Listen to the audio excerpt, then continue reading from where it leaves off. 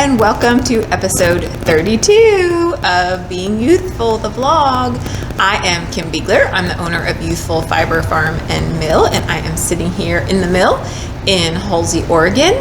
And if you are new to us, welcome. I'm going to talk about all things wool, yarn, fiber animals, farming, crafting, all of it. So welcome, and I hope I can send you some new information. And for those of you coming back, thank you. So happy to have you back. Last week for the giveaway, I asked you guys about words and like a word that at the end of the year would make you feel, you know, how you want to feel at the end of the year, basically. And you guys were so awesome. It was really fun to read them. And if you haven't read them, go read the comments. It's super fun and interesting. I wanted to share just a few of them. So Holly used the word relevant, and her, oh my gosh, her comment, you guys, everybody should go on there and tell her that she's relevant. I know she feels relevant, hopefully every single day, but she just retired and is adjusting, and it really just, it was a great word. Rested from Laurel, who has 2 toddlers. Dexterous, Sharon, come on, that's a great word. Lisa used the word release. Intentional came up a couple times. Accomplished. So anyway, I think these are all amazing words that we all can take to heart, really, right? Wouldn't it be nice to feel lots of these things at the end of this year and something to work towards? So it's really fun for me when you guys comment, and I've been debating about doing a Patreon, whatever it is, account, and we'll see. Feel free to let me know what you think, or if you guys subscribe or belong to other Patreon accounts. I belong to one, so I'm not super active in that community, but Mitch was like, oh yeah, I belong to like 6 different ones that I contribute a little bit of money to. So anyway, it's something I'm thinking about. The nice thing I think would be, it would be a space, community space, where we could actually interact more, because I do think that it's a nice community that's forming around this. So anyway, feel free to let me know your comments. Okay, I'm at the mill. I got to work. When I woke up this morning, it was 17 degrees. Okay, so now I know it's not that cold compared to lots of you, what your normal winters are like. But it was 17 here. And we did have a north wind, so it was cold. Anyway, it was cold, and everything was frozen, of course, outside. Had to go around and break open everybody's waters outside, which you could still do, which was nice. Some of them took a little more work than others, but, and then I got to work and went to start washing wool in my hot water. We have on-demand hot water heaters because we need a good heat for scouring the wool, and they're outside because if they burst, we don't want them to burst inside. If something happens, you just don't want it to happen inside, right? And then they're just feeding water constantly. So there's a tiny little bit of pipes that are outside. They're even wrapped, but it didn't pan out. And they get hit by the north wind, and it's on the north, I mean, obviously it's on the north side of the building. It's in the shade, never is gonna get sun.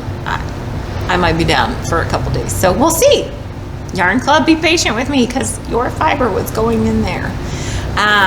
Anyway, because I'm collected this year, I threw my tiny hissy fit and then realized time to move on. So I'm reading in my spare time the 7 Habits of Highly Effective People. I think that's what it's called. And of course I can't remember the author's name, but it's been around for a long time. And finally I broke down and bought it, and I was like, this is so cheesy, but it's really good. It's really good. And one of the things is about being proactive instead of reactive. So I got my little spout of reactive out, and then I was like, time to be proactive and just start working on something else because I can't control this right now. So anyway, here I am filming a vlog, and hopefully it will warm up here soon. What else? Adele Ullman, you won last week's giveaway, or last vlog's giveaway. So send me a message. I just want to confirm that I have your correct address. So, and what else? My mom's birthday is this Saturday, so hurrah, hurrah. She probably won't watch this till after, but happy birthday, Mom. I hope you had an awesome day. I think it's gonna be pretty cool. And it's a mill day also on Saturday. So if you're around and you're watching this in the morning, come on out. I'll be at the mill 10 to 3 on February 26th, so exciting stuff. I think we're ready to talk about the farm. So, other than breaking open ice for for the animals to drink water, everything's pretty good. I talked a little bit about June last week and her feet, and her not so favorite person, the farrier, came, and her feet are not doing great. She's not doing great, and so I think I mean I have known that her feet will probably be what takes her down. I was just hoping to get years out of her, and more years I should say. We've had her for coming up on 3 years. I don't think that's going to happen. I'm starting to notice her being more light on her feet than before, and her feet were really, really long when the farrier came, longer than, and we do every 7 weeks she gets her feet trimmed. They were noticeably longer when I was taking care of them myself, and when the farrier came, it was like, yeah, those are a lot longer. I think she's not up as much. She's definitely laying down a little more, so then her feet are growing even more. Basically, she's chronically foundering, which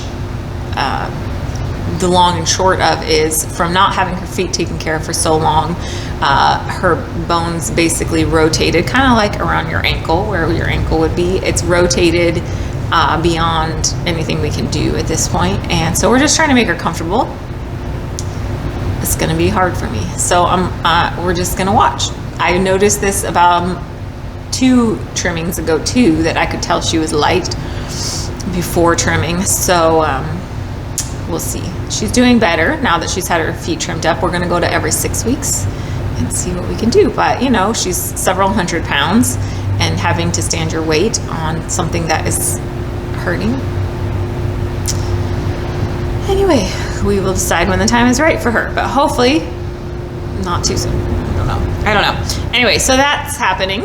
She's doing well right now though, although she hates getting her feet done, but even more so right now. We moved the sheep.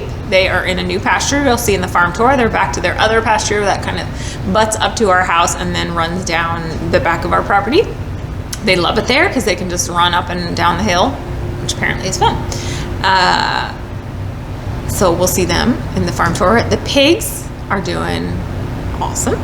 They're just, it's like they've been there forever. Mitch literally has like 4 feet of straw in their inside pen for them to stay warm in. Which, if you go down there, they literally have they just make a tunnel and then they disappear in all of the straw, and they're happy as can be. And I was going to tell you a little bit, well, I should say Frankie, who's the lighter one, he is the friendliest pig in the world. I don't know. He's so friendly. He literally will like crawl onto your lap. He will stop everything to get pets. He will nudge you for more pets when you're petting him. He's just a ham when it comes to people. Johnny is much more interested in eating, but he will stop, and he does enjoy getting scratched too. He's just not quite as overly affectionate as Frankie is. So I was going to share a little bit about their history because I thought it was interesting, and most of this I got, which is a book you're most likely never ever gonna need, and it's backwards, but it's the KuneKune pigs. It's kind of just about owning them, and anyway, she talks a little bit about the history in it, and I thought it was pretty interesting because they are very different pigs. They have super short little stubby legs. I mean, their legs are probably, they're about that long. They're very short. So they're really low to the ground, and they have these snouts that kind of point upwards, and they're just odd pigs. They don't have like the big pots. They're just low and stout and doing their thing. So, and they do have wattles. I'll try to point it out when I get the video. Johnny has wattles, the black one. He has 2 wattles on each side. Frankie doesn't have wattles. So, and they serve no purpose. They're just there, and they're cute.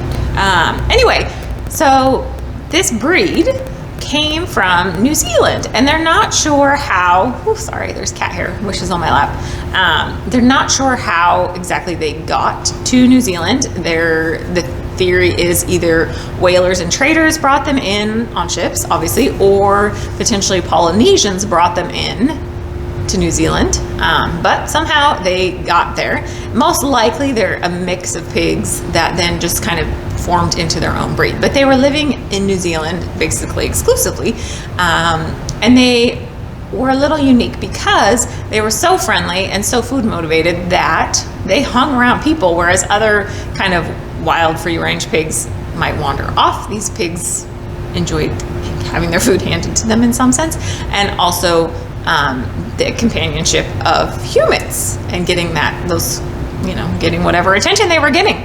And they also are, I should mention that they are grazing sheep, they're not sheep, grazing pigs. So they mostly eat pasture, and they don't really destroy pasture. They'll just graze like any of the other animals. And then we do supplement. So with vegetables, fruit, and their kibble. So they're pretty awesome pigs, right? So they were in New Zealand. Once people started moving into the cities, then the population of the pigs started to decline. And I think it was, they were actually close to extinction. So in around 1970, there was a wildlife park owned by two guys, and they noticed the pigs, and they noticed that there were not very many of them anymore. And by the time they realized it, there were only about 50 of them left. So they started a program to start to breed the pigs back in. So they went, collected the pigs, used the best specimen they could, which was I think they used 10 pigs to start, and then started breeding and trying to save the pig, which they have then done. 1992 was the first time that they were taken. They were actually exported to the UK, and it wasn't until 1996, it looks like, that they came to the US. So, and then it seemed like there's been 5 restocks basically, so that you can have fresh stock for breeding, because you don't want to, otherwise everything will start to be inbred. So they do occasionally bring in fresh stock, but they all basically can be traced back to New Zealand, and they were almost gone, these oh so amazing pigs. So, and these are also, people do use KuneKunes for food also. A lot of homesteaders use them because they are easy keepers. They don't destroy the land. They're a little more manageable in size, that sort of thing. So friendly, which is a nice thing, because big pigs can be very dangerous. So, and these pigs are known for their fat also. So interesting. They have a good fat that people like. And you would use fat for all sorts of things, right? So cooking,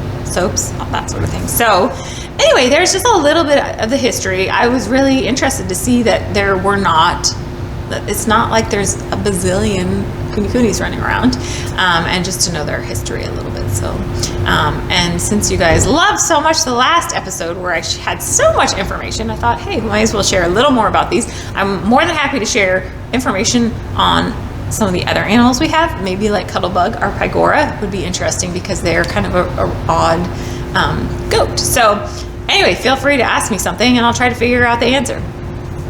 Okay, enough talking. I am going to go and let you guys see the farm tour. So it's cold. All the animals really could care less. They all have enough to keep them warm.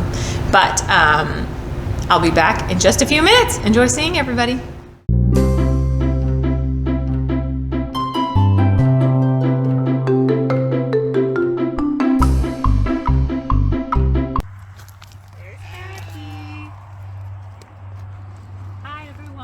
Take 2 on the farm tour. Mitch is behind the camera because he doesn't want to be in camera, I think. And so that's okay. We'll have fun with it. And this time he's going to film the animals and not me, because I'm not that fun on this part of the tour at all. So you can see the sheep have moved over to their pasture. And it's pretty rough over here, but they actually love the covered space down here. So we have this space open, and then they can run up the hill and up to the other pasture. And then when it's raining, they can come zipping back down, or when they think I'm going to feed them or anything else. They do a lot of running back and forth. I think they burn as many calories running back and forth up and down that hill as they do eating. But you can see the guys, we're over here. Everybody's out grazing. Much nicer day than we've had. A little more tolerable and not windy. And Rue is showing off as always, making sure we're not going to cause that he's Big Rue. Call him Big Rue. Small Rue. Small Rue's over here. See them side by side. Looks over. We can see, well, almost. You can see Big Rue and Little Rue right next to each other. So Big Rue's white. Little Rue's this tiny little guy, just beyond him now. So you can see how little Roo actually is. Big Roo so far is behaving. We'll see. And here's the sheepies coming to say hi. We've got Alexis screaming. Huh, Alexis? And Halsey may have to come up, and I've got treats for the piggies. Hi guys. Alexis is always kind of one of the first to come up. You can see they're getting their fleeces back in. They've got a couple more months. Hi Alexis. And then Andy comes because he's always apt to get some pets. Elsie Mae's got to keep them in line. Chickens are still waiting.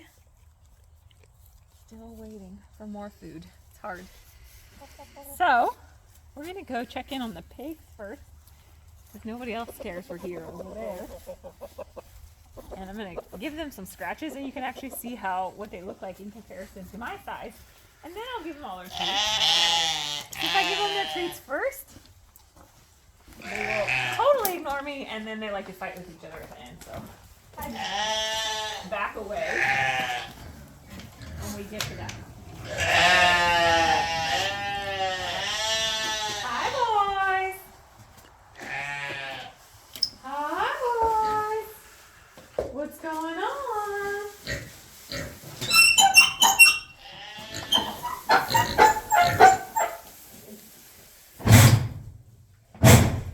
They think I'm kind of food, which I am, but I was also just going to go in there and let you guys see. I'm cold. And it's cold, and some chickens have taken to feeding in the cage feeder, which the pigs don't eat out of because they have enough grass that they don't care. And look at all this hay they have. Hi, boys. Staying out there. So here's Frankie. And they have one thing that they have now. They love June's old horse brush. Actually, but they love to get their brush on. Don't you? This is a lot. Johnny's being very affectionate. Johnny's usually like, whatever. So, they usually get a little brushing here and there throughout the day. Lots of ear scratches. And then I'm going to take them outside in a minute and give them all their treats. And I wanted Mitch will come in, and also we can show you Johnny's wattles, which I talked about a little bit when I was talking about the breeds, some of the breed characteristics, so we can try to get a close-up of them. All right, we came over to see June, and then we're going to go wake the boys up. But June's coming because she has a feeling I have something good. How about it? Sorry, this is rush hour by us, so here she comes. She would like some carrots. You can see Cuddlebugs out there like, should I come too, do you think? She loves her carrots. Cuddlebug's gonna slowly make his way here in true Cuddlebug style. But June's doing pretty good. She's been better, but she's doing good. So she was out all the way at the top of the pasture today, so that's good. She felt okay to walk up that high. Cuddlebug, not so sure. We just wanted to come and say hi for a few minutes to Miss Junie. Give her some treats. Cuds is gonna come. We'll see if he actually wants this. He's not in a hurry. Not in a hurry. I want you guys to know this is the cleanest my hair probably ever has been since you've been watching this. Awesome. Appreciate that. Cuddlebug. June will eat it. Alright, guys. Just to make sure it's okay. Like I'm not poisoning him. Alright, one more for you. Yours is right here, boy. Right there. June will eat it. June will eat anything. Okay. Come on, boys. Right, Johnny, come over here. Here we go. Johnny, Frankie, come on. I'm here. Can you see me? There we go.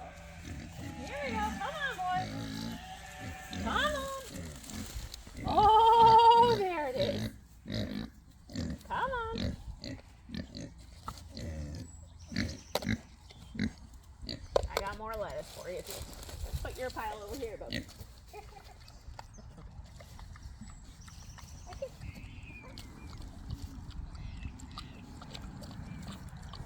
And while we're filming, Mitch is gonna get some Johnny waddles for you. So Frankie doesn't have them. But Johnny has both. And the chickens like that. They are stealing some of the chicken treats.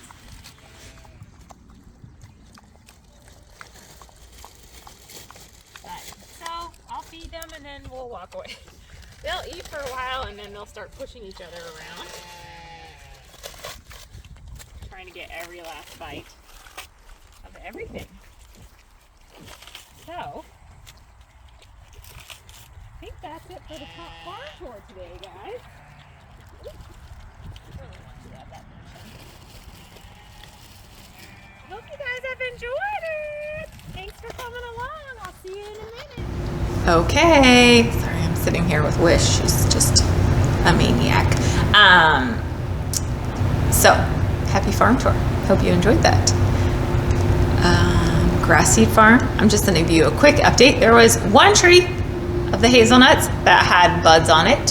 Had a bud. I think one tree had one bud. I didn't get a full update, but because of this freezing weather, I'm guessing that's where we're going to end on the budding for the moment. So exciting stuff. Next time, maybe in March, we should at least see a few more buds happening. But with this freeze, we have a freeze each night pretty hard for the next 4 or 5 nights. So probably not much is going to happen there. But quick update there. Okay, on to what I am working on. So, guys, I'm working along. So first, sweater, just so you can see it. You guys, maybe this will be done. Your average knitter would have this done by the next time we see each other, but I'm not your average knitter necessarily. So, my sweater. See how big that collar is? Woo woo! So I've switched to the bigger needles. We're moving on, man. We're slamming. So I'm hoping that it would be miraculous if those were done. Or if I need to do 4 inches. So we'll see. I know that doesn't sound like a lot, but it's going to take me a while. Okay, other thing. So this weekend, I think, I was going to sit down and knit on my sweater. And I sit on my crafter in bed. Velma joins me, our one dog. Sometimes Tabitha, our young kitten, comes and joins me too. And she did, and she slept on my knitting bag with the sweater on it. So I had Mitch come up, excuse me, burping, or not burping, I'm hiccuping. So I had Mitch come up, and he kindly brought me these. Remember these? So, I don't know, why do we put things down? I mean, I picked them up and I was like, man, these are stunning. I love the yarn. What is my problem?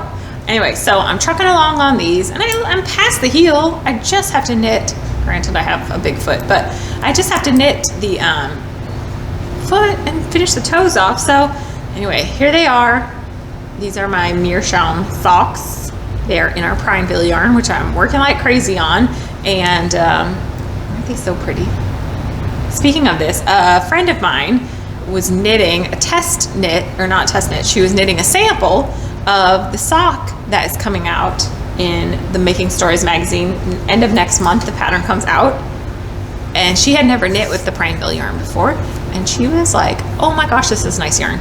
And she has enough, so she finished those in like a week, basically, of course. And then she's gonna knit her own socks in the remainder. So she was totally sold on the Prime. And she even had to rip part out and soak and then re-knit part, and she still loved it. She was like, no, it still was fine even after I washed it. So Maggie, thank you for doing that. I'm excited to see them when I do get to see them. And she knit them in my size, although realistically half the time they're just going to be samples, so I don't wear them that often, but in case I want to, they're ready for me. So you guys will see that at the end of March. Socks, sweater. Oh yeah, I didn't show this to you guys last time. Well, I didn't show you the picture, but I warped up my loom and did this beauty. Isn't it so pretty? I thought, so this is, and I made it a little wider, and it's nice and long. This will be up on the site if you're in love with it. And what it is, I'm actually not sure what the warp is, but it was orange and green, so that's where the orange and green is coming from. I just love how it pulled out. And then the weft, I was a hand spun that was dyed orange that I was probably never going to use for anything. So look at how pretty it turned out. So anyway, if you love it, it'll be up on the website, so grab it up.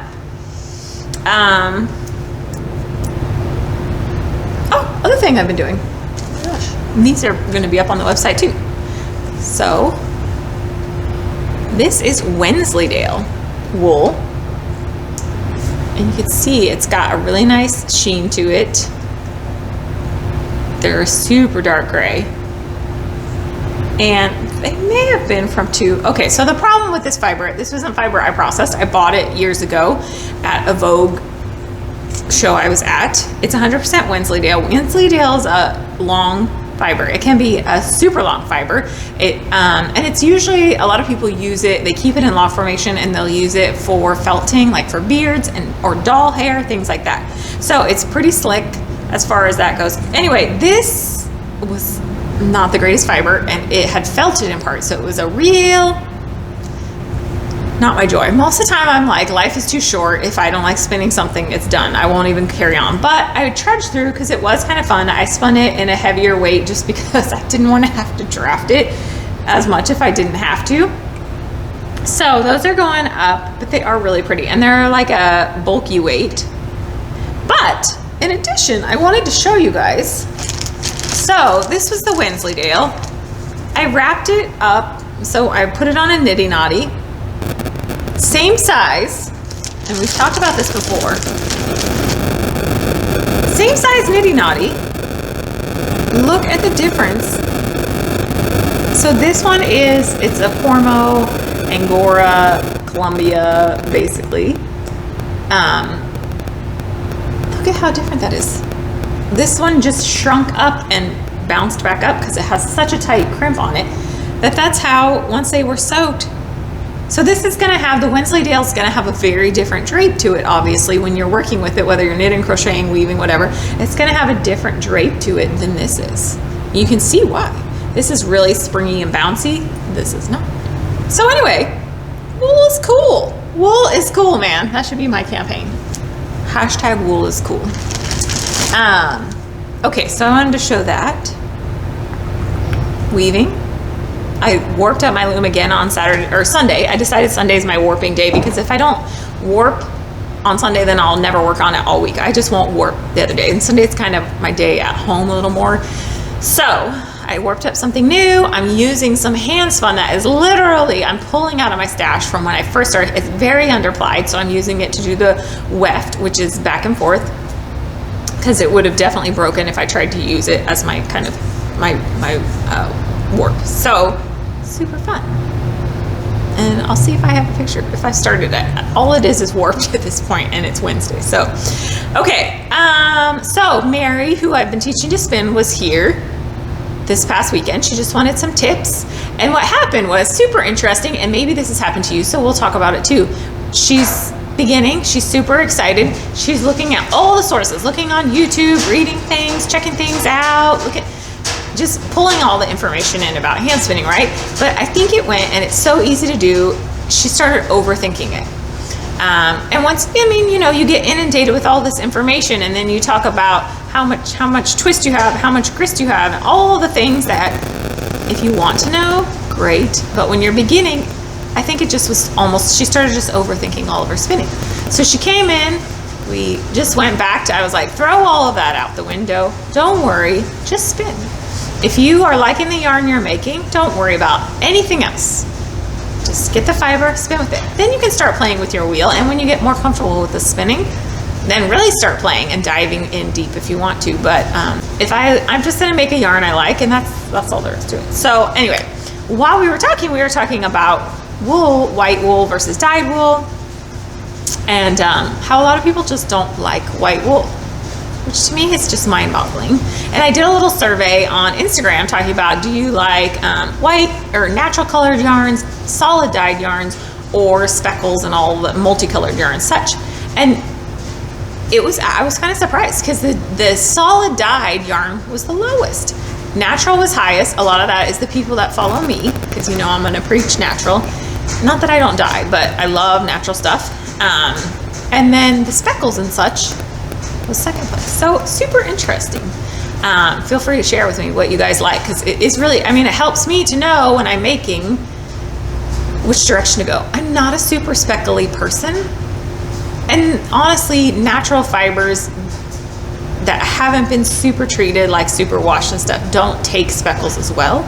But anyway, that's a conversation for another day. So we were talking about white wool. I just wanted to share because, of course, I love natural wools. I could spin white all day long. So, and I kept thinking, like, I don't understand. Like, I would take a white roving over a multicolored dyed top wool any day, a braid any day. So I thought I would just show you. And part of it is not just the white, the color, but it is the breed. Because not all white wools are the same, right? You can have, and not all white is the same as far as wool. You can have some really crisp white, and you can have some slightly more off tint white, depending on the breed and the animal itself. So, and then the breeds themselves are all going to spin differently. And it's one of the reasons that I prefer to spin roving. Sorry, you guys, my heater. Let me see if I can pause and turn that off. Okay, the heater turned off. So I'm back. I may have to turn it down. We'll see. I don't even have it up that high usually. Anyway, you could care less. So I was saying, one of the reasons that I prefer to spin roving versus top is because to me, the characteristic of the breed stays better and is more obvious in roving. That extra processing and that extra combing in roving or in top in those wool braids, plus the fact that it tends to get compacted down, whether it be just in shipping or in dyeing, it to me takes away the variation in the breed. A lot of times I don't feel it as much as I do when I'm just spinning a more lofty roving. So anyway, I'm gonna always encourage you guys to try spinning or knitting or crocheting in different breeds, and maybe even in whites or naturals of any color really. I could do it all day long, and I just thought I would show you, because even in knitting, now if you're just able to buy your yarn at kind of commercial places, it's going to be harder for you to find more breed specific yarn, but you can go on Etsy. That's probably the easiest place to go and start looking for different breeds of yarn. A lot of people that are growing their own are selling it on Etsy, already spun into yarn, and you can just play with it, because it's going to be, you're going to get the same, you might not get the same whites, and you're definitely not going to get yarn that behaves the same as, say, your just standard merino superwashed or non-superwashed yarn. So I thought I would just show you really quick, just state my case a little bit more. So here is a Shetland yarn, natural white. Here is a Texel, and I wish, I don't know, I'm going to try to get pictures. This one is our Halsey, which is Romney alpaca. So they are all slightly different shades. And of course, they've all been spun a little bit differently. This is a 2-ply sport weight. This is a 2-ply probably worsted. This is a 3-ply worsted. So they're all going to behave differently. And spinning them, here's a totally random. There's about as white as you're going to get in a Jacob without being, and it's got a little bit of gray in it because Jacob are multicolored sheep, but they are all different shades of white. And the same goes for grays, and the same goes for browns, and the same goes for, maybe not blacks, but getting a true black and wool doesn't happen that often. Anyway, I'm gonna always encourage you to just try it. Even if you think, I mean, maybe you'll still hate it, but maybe you'll love it. So there's that. Wool is cool, we say. I think that's it for everything that I'm working on and the tangent I went on about natural colored wool. So let's move on to what's going on at the mill.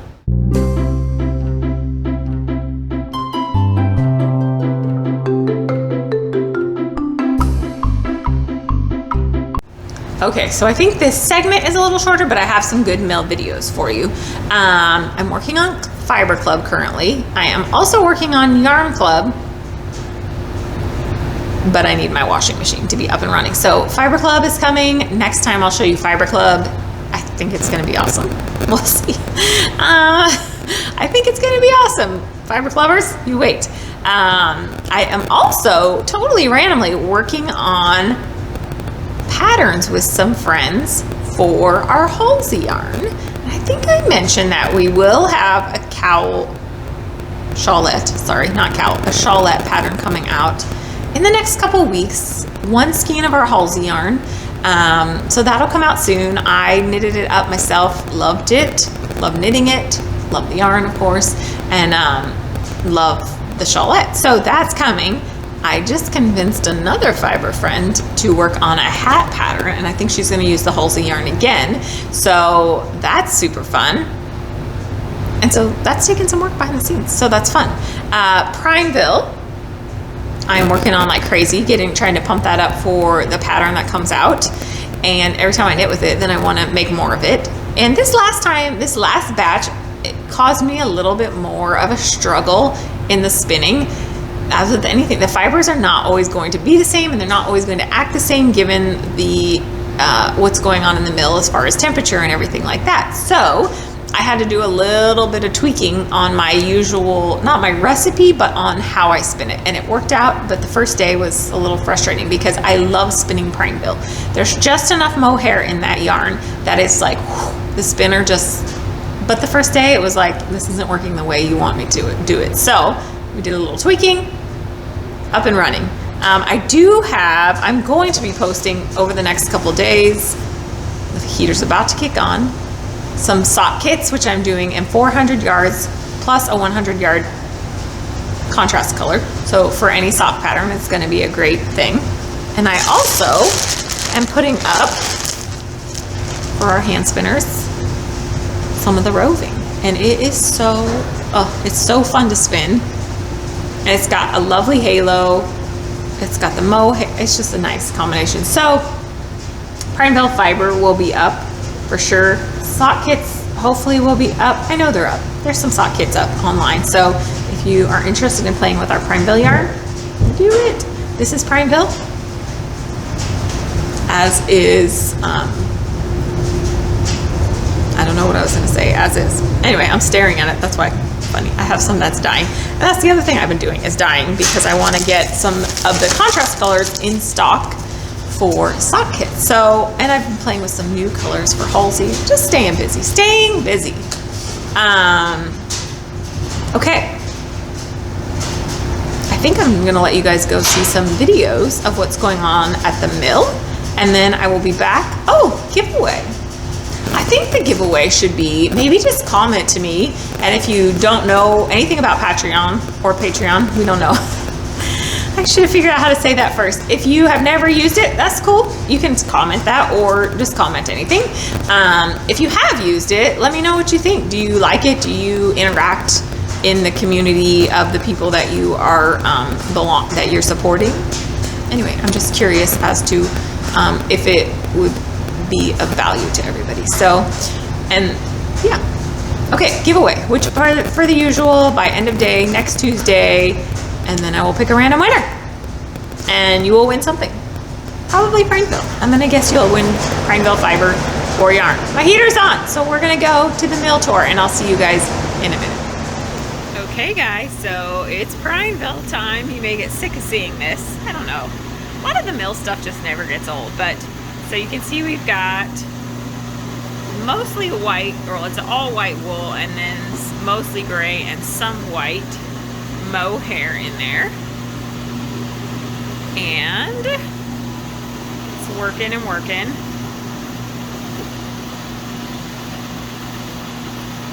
Walk around and see what we got on the other side here.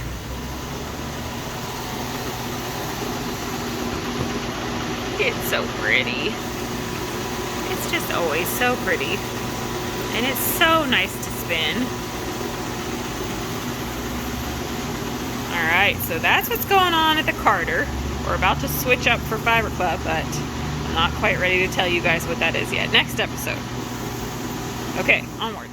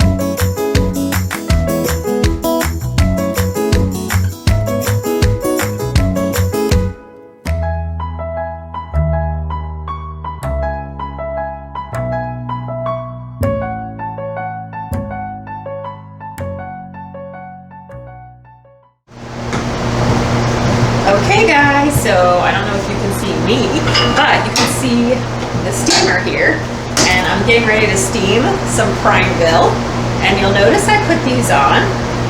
Bobbin goes down below, you can't see, and then I'm feeding it through some pigtails here, just guide it into the steamer. So it's gonna just be a quick pop, because I use my air compressor, my little gun, to shoot it through this first section, and then I'm putting it through another pigtail. So this section here steams, as well as my big wand, which I'll show you in a minute. And you just kind of have to get it started.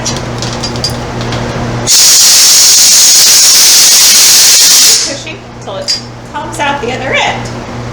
So let me rearrange you guys. Okay, so here we are now, and I'll put it through another pigtail. And I've got to grab a cone, whole part. So you just feed the first part of the cone in. And then I run it through a series of spots, and then I actually have a foot pedal. I will turn on my back steamer, which you can't see, and then we will hit the button and get to go. You can see it's coming off the steamer. It gets fed through a couple of pigtails, and there is an option to wax this, but I don't have enough weavers to worry about that at this point, but I can wax the yarn, which would make it easier for weaving. So it'll just go through the motions, and you can see it's spinning there. It's steaming out the end here, going onto the cones. Try to gently pull you guys up. You see that it's steaming out that other end, so I turned that on second. You have to be able to turn that off, otherwise you would get burned. And this gets pretty hot. Not something you necessarily want to grab. So that's that, and I have it going pretty slow because I like it to get a good steam. I could whip it through there, but obviously it doesn't get quite as long as steam. So okay, there's steaming for you guys.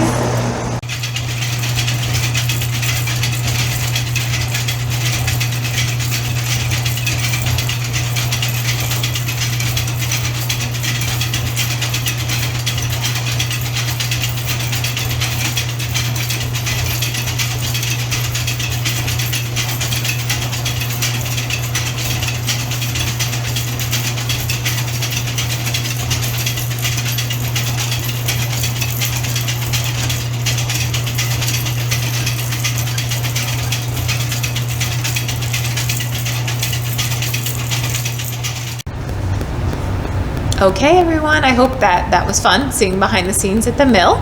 I'm gonna get going so I can get back to it. and maybe see if I have any water yet. We'll see. Anyway, thank you so much for watching. If you haven't subscribed yet, please subscribe. Let YouTube know that you are enjoying what I am doing. And until next time, I'll see you in a couple weeks. Be kind to your neighbors, to all of the people. Stay healthy and make lots and lots of pretty things. I will see you all soon.